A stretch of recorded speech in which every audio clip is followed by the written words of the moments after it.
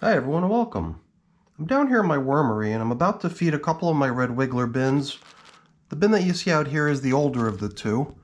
And I usually group my systems like in little buddy system groups, and the group that we're doing today is the older group.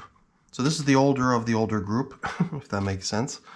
I've got some information about these bins jotted down here, so I figured I'd bring it out really quick, talk about it before we get to work on them. So this one, the older one, is the 131-day-old system. And it's received 17 feedings so far. You can see a little asterisk here because I'm classifying this one along with the rest of my red wiggler bins, but the asterisk indicates that this one here actually does include some worms other than red wigglers. As I understand it, there's some Euros mixed in here and I believe some blue worms as well. A new statistic I've been including now, actually this is the first time I'm including it, but I talked about it a couple days ago in terms of it might be being a good idea to help put things in perspective. It's my estimate that this system has about 2,000 worms in it. The other one we're going to feed is 109 days old, maybe a little bit less than a month younger. It's received 14 feedings over that time, and it's got a smaller population, estimated population of 1,000 in there. 9 days ago, I was in here last to feed them. At that time, I had fed with a bunch of really small particle matter pureed food that I had put through the food processor. And I don't know, I'm curious to see how that stuff's coming along. I broke it into little chunks and I scattered it down the middle here. The stuff they're getting today is going to be a little bit more conventional, just some chopped up, not even chopped up really, it's just broken bits of this and that. So yeah, some of it's chopped, some of it's broken off, whatever, peels, you name it. A variety of different small particle matter type stuff that was in the bottom of my freezer bag, the bag that I, keep all of the food in it that the worms are going to be receiving. I like to freeze everything, make sure that there's no bugs on it. And another thing that they're going to be getting today is one of the staple food items down here in my wormery, which is used coffee. So let's get to work here. I did notice a number of flying insects hanging out in this material, or at least in the bin and around the bin. So I'm not sure where they're hiding. Maybe they're under the paper. I was always suspicious that maybe the cardboard that I was using to cover my systems was where they were hiding, like maybe within the corrugated layers, but this bin has a good number of little flying insects running around all over the place. Not sure if the camera's picking them up. But there has been no cardboard on this system now for a while. So they're obviously still making themselves at home in here pretty readily. So I'm wondering what to do about it. Yeah, look at that. I don't know if they're visible. They're just crawling right around within the material. Jeez Louise, and there's a lot of them in here. Oh my goodness. I'm not a happy camper. I don't like that. I don't like that one bit. I did review the video from this systems feeding from 9 days ago really quickly. I just sort of skimmed through it really quick, and I did notice that I had left this system with no coverings on it, or at least no plastic coverings. That bubble wrap came later. I had left this system covered with only paper, as I recall in the last video. And then I felt like, you know what, let me just put the plastic covering on, and I just feel like I need to squash these bugs. It's so annoying. And I think that's the reason we're seeing quite a bit of moisture, and I wonder if that has something to do with why the bugs are making themselves so at home in here. Perhaps if the material were a little drier on the surface, we wouldn't see quite as many bugs. Maybe I will actually go back to just not having the plastic covering and leave paper on here only, and then maybe the top surface will dry out a little bit. Maybe there'll be fewer bugs. Ugh. I don't know, I've had a hard time identifying these bugs. Everyone in the comments of my videos keeps referring to them as being fungus gnats, but I've looked at pictures up on the web of what fungus gnats look like, and for some reason these just don't look that way to me. I mean, I'll admit my vision is not as good as it used to be, so maybe I'm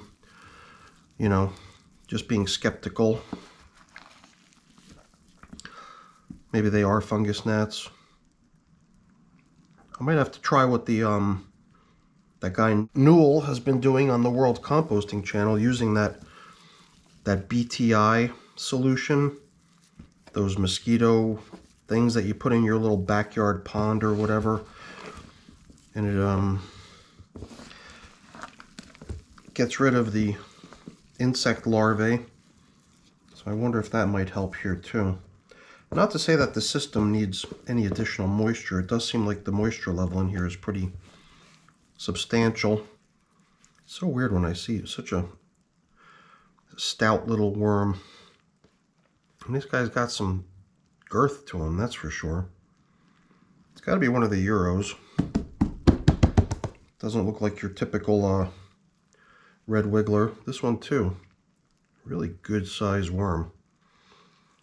I guess it looks really big because it's kind of got himself sort of squeezed together.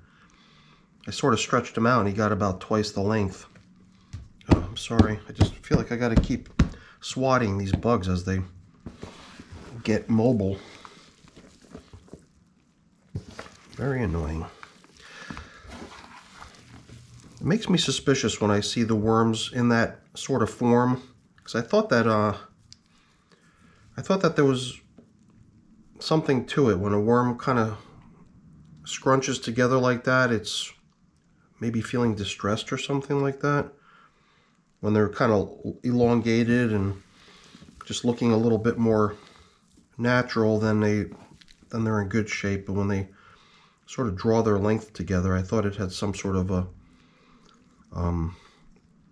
meaning to it, maybe an indicator that the worm is distressed for some reason. I got to do something about these bugs. Becoming pretty annoying. I see so many of them now. So the material would definitely benefit from being dried out a little bit too.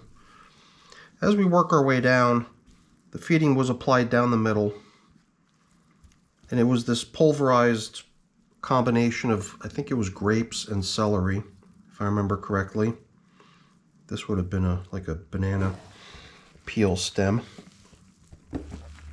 Considering that the stuff was pulverized, it was pretty much just like a puree. I don't think I would expect to find too much of it in here. So this large leftover chunk of food is, I believe it's a piece of pineapple. I did leave a few chunks of this inner pineapple core in pretty large pieces, just to enable me to be able to see how its breakdown progresses. But it's got to have, I don't even know how long it's been. Definitely over a month since I put that in. So maybe as time goes on, I should just try to fragment it into smaller pieces at this point, give it a chance at being broken down too. I mean, pineapple I know has, I think, maybe citric acid in it. I think it's classified as a citrus fruit. So the acidity of it might be preventing the breakdown. Maybe just the fact that it's a large chunk of food, and maybe the bacteria and microorganisms just can't make their way down into it to help get the breakdown process started. So maybe fragmenting it that way will help a little bit. But other than that, I don't really see any other signs of the food that was placed down the middle 9 days ago. Those small chopped bits of celery and grapes. So they've done a pretty good job doing away with that last feeding. So like I showed you earlier, the age of this bin is 130 plus days old at this point. And it's usually at the age of about 100 days old that I usually start thinking about what it might take to drive a bin towards completion. And maybe even, treat one of its feedings as its last. In this case, it'll be the bin's 18th feeding, and I'm starting to wonder if it might be time to allow this bin time to just start foraging. There are food scraps in here besides the pineapple and the banana peel stem. There's also stuff that was originally put in here as bedding, but has leftover residual bits and pieces of it. These stems are stems of leaves. So every time I put the leaves in, all the little stems remain. The leafy matter gets eaten up pretty quickly by the worms, but the stems take a bit longer.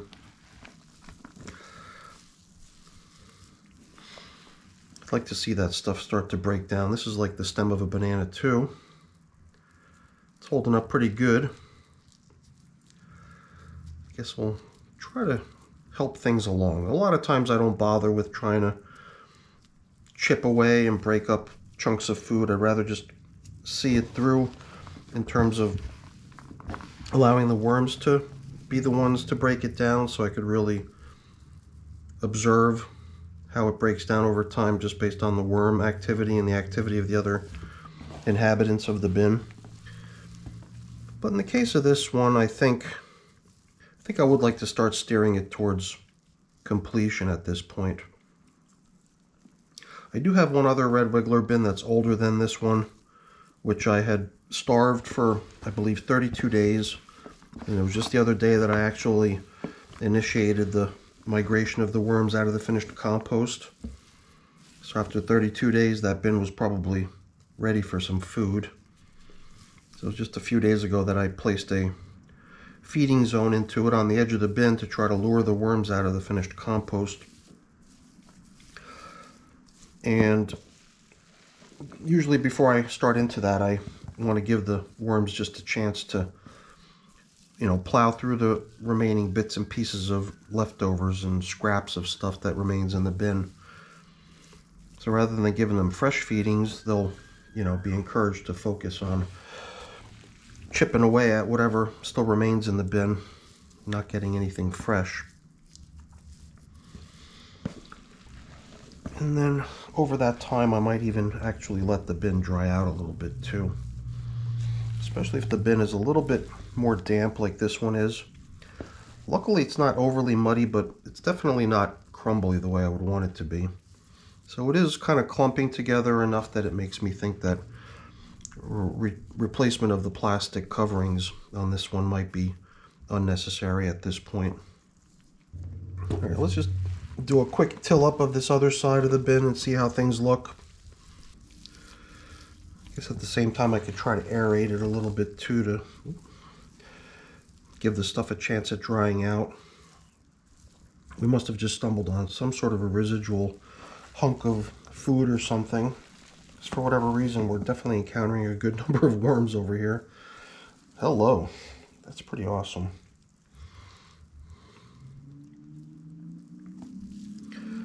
That's always fun.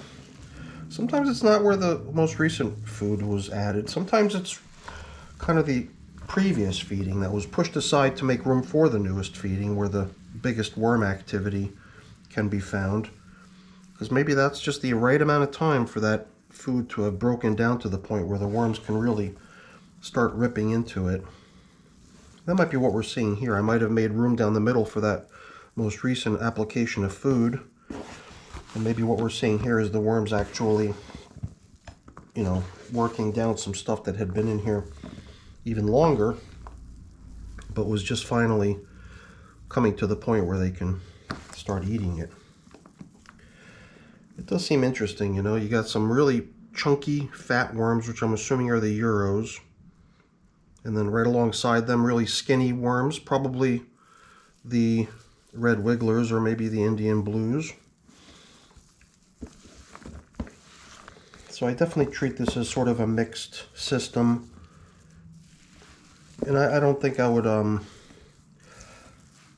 really want to propagate this sort of mixed system. I kind of like knowing that one system has one type of worm in it, the other system has another type of worm in it. I mean, it's interesting at least, but I'm not sure if I would really want to go crazy splitting the population and creating additional bins out of these worms. I've actually thought about using this population right here to populate my my Vermibag Mini. So I'm going to go ahead and haul the Euros out of the Vermibag Mini in about 2 weeks. And I thought that this population of worms might be a good change of pace for that system.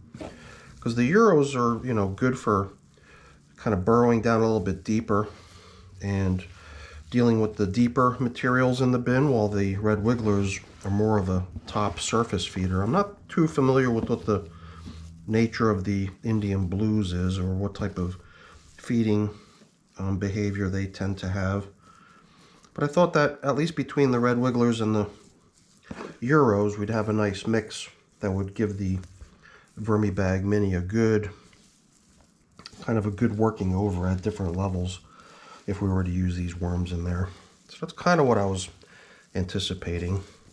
And in a couple weeks, that bag will be available and depopulated.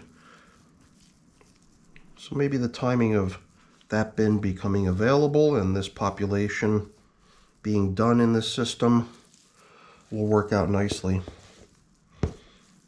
So maybe we'll feed this system one last time, let them forage for a while, then we'll start trying to lure them out so that we can relocate them into the Vermibag Mini. Hopefully without all those darn flying insects. All right, a lot of chit chat here. I always seem to get a little bit distracted. I can't seem to resist plowing through the system to see what's happening. You know, all along trying to remind myself what it was that was going on in the system previously, and you know, trying to gauge its progress based on what I remember. So let's oh yeah, let's not forget the coffee. My trademark goof up is to forget to give them the coffee. So this, the 18th feeding, could very well be their last. And then we'll give them some time just to work down whatever lingering bits of material remain in the bin. Stuff like these banana stems. And even after that foraging period concludes, when it comes time to try luring the worms out of the finished compost over into a feeding area, we can even try to collect up some of those large leftover bits of food with which to build the feeding area, rather than leaving it out in the material. We want to make the material as devoid of food, and possibly moisture too, as possible, to inspire the worms to want to exit it on their own, right? So here again, I'm going back to my traditional marker, this very tattered old piece of coffee filter to show where we last fed, which is down the middle, which is usually in my worm bins the de facto place to put the food. Keep it real simple that way, right? And then on goes the paper. But you know what? I've got this idea. Maybe with the paper on here, over time this top surface will dry out and it'll become less appealing for the worms to want to be there. But just in case the flying insects want to stay, I'm wondering if maybe I could throw a little diatomaceous earth on top of this system. Maybe try to help combat the flying insect problem. As the stuff dries out, it'll become more effective. At first, it'll be pretty damp from being applied to this wet material. But with only the paper on top and having a chance to evaporate and dry, the diatomaceous earth should become something that might actually help with the flying insect situation. I've got a bunch of it on hand, so why not apply a little bit here? Let me go grab some really quick.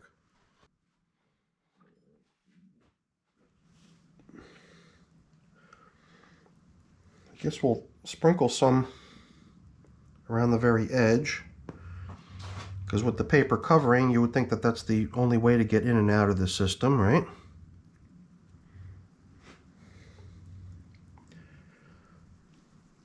At some point in the future, we could just blend this stuff in and it should be just fine.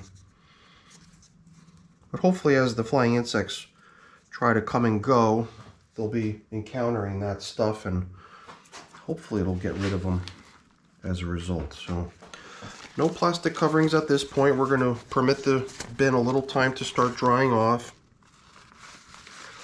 And that'll give the diatomaceous earth a chance to dry off too and become a little bit more effective than it is now. Right now it's pretty much ineffective,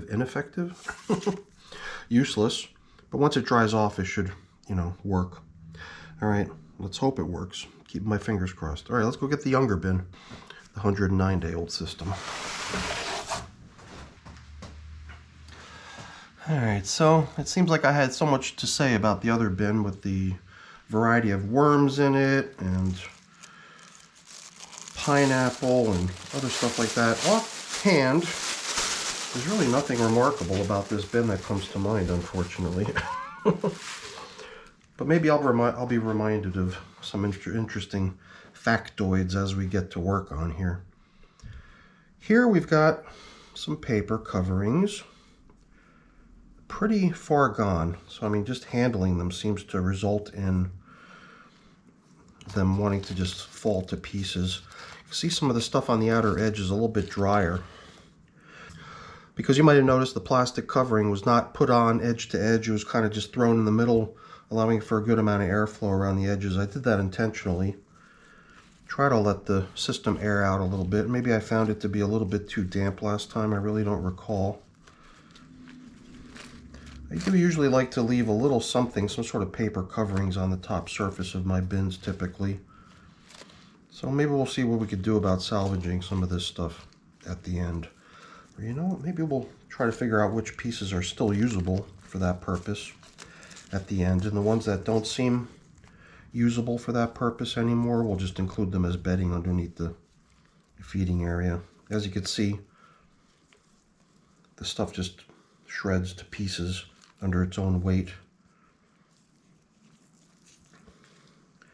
Whatever. It's kind of like a jigsaw puzzle. Maybe I could piece together some sort of a respectable top covering for the system at the end using those couple bits and pieces. And the rest of this stuff right here, we'll just use it as bedding for the feeding. How does that sound? We'll set it aside briefly until we get to that point. Looks nice with the top surface covered in castings. The outer edge is a little bit more dry. As I probe down to the bottom, it does feel very damp on the bottom. I'm starting to wonder if this bin might actually benefit from nothing more than a paper covering too, rather than plastic covering. During the winter months when it's colder and the heat's coming on a lot in my house, I find that the air is very dry, and the dry air seems to suck a lot of the moisture out of my worm bins. But now that the temperatures are rising, it's springtime here in central New Jersey, the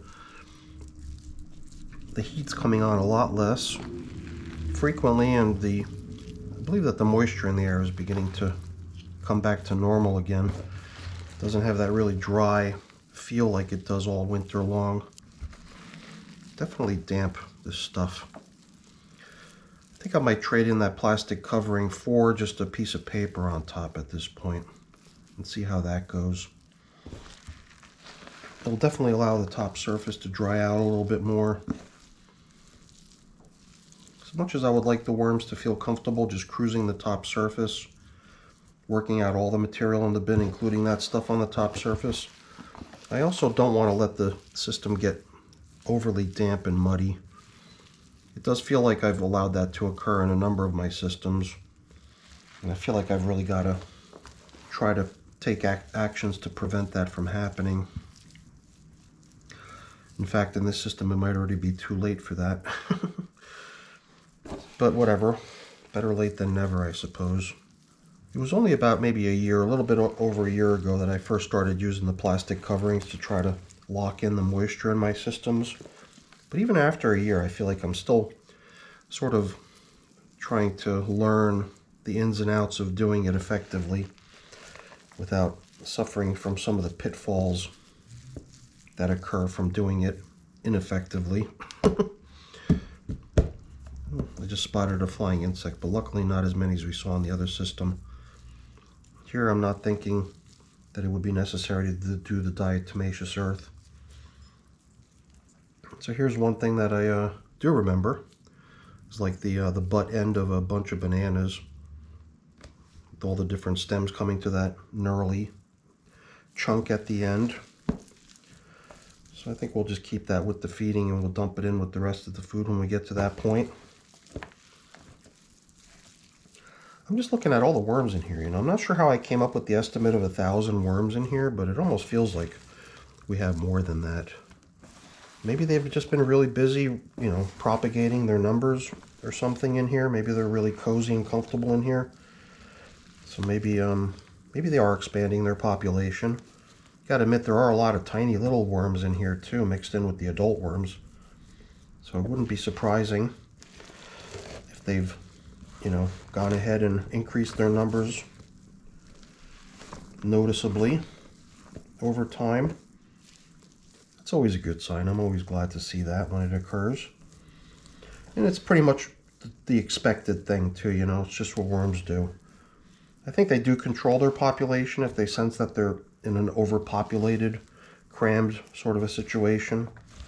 And I do sometimes tend to run bins with very huge numbers of worms in them, but I've still never really observed what I, you know, can call, you know, worms sort of stopping their reproductive activities. It just seems like they always want to reproduce and increase their numbers somehow. All right, here again, I feel like I'm just going on and on. So why don't we get the food in here and get things put away? I think we're almost done. Like I said, I'm going to bring back the really tattered bits of food. I mean, bedding, paper. Maybe this piece can be reused as top covering. It still seems pretty intact. But some of these other bits are really shot. Well, maybe not so bad. Maybe we could have actually used some of this stuff over. But there's no harm in putting a little bit of bedding in with the food. They definitely like it. And in these older bins, you know, when the bin gets a little bit older, I usually tend to put less and less bedding in, thinking that that stuff is just going to take a little bit longer to break down, so I'd prefer to see them break down everything that's in the bin, so I try to give them food only.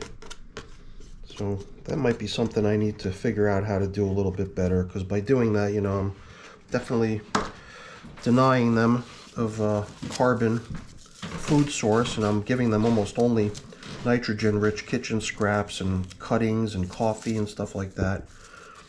And I wonder if that actually might ultimately have some sort of a detriment to the worms by not giving them much of a carbon source of food towards the end.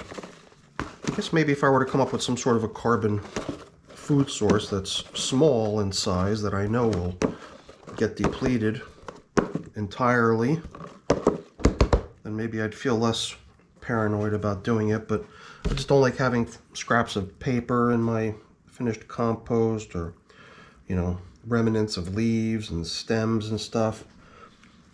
But maybe if I were to, you know, kind of supplement the food in my older bins with something like COCO or some other sort of carbon-rich material, then they'd have a good balanced diet going forward, and I wouldn't have to, you know, be panicky about having all kinds of stuff littering my finished compost in the end. I'm just thinking out loud. I'm always looking for these opportunities to improve the process, because, you know, I kind of go down one road trying to accomplish something specific, but I've also got to keep in mind that there could be some negative side effects of taking that approach, and maybe the approach just needs to be reconsidered or reevaluated to make sure it doesn't, you know, solve one problem, but as a result create another one afterwards. So let's see what we can do in terms of putting this together here. It's just something I like to do. I like to have scraps of paper covering the top of the bin. A very damp bin. A bin that would definitely benefit from a little bit of drying time. So I guess in addition to these few sort of top covering bits, I'm trying to think, what do I have that I can cover up with? I have an idea. All right, I have here a piece of a European newspaper. It's a Hungarian paper, but I believe it's actually a periodical that comes from somewhere else. just from the name of it. It says that it's Vienna Diary. So I'm wondering if it's just a Hungarian newspaper that's printed in Austria. But that's it. That's pretty much where we stand now. I'm gonna leave that plastic covering that was on here originally off, start giving this bin a chance to air out. And since it's still not that old, I'm probably going to be back in here to feed a couple times. But the other bin that we just dealt with might have just received its last feeding. This might actually be the beginning of its foraging stage, and that might have been the end of its feeding, composting phase. So hopefully you enjoyed the video. If you did, as always, please remember to leave me a thumbs up. That's always really appreciated. Also consider subscribing to the channel too if you haven't done so already. That's really appreciated as well. All right, everyone. Thanks for watching. Have a great day. Bye.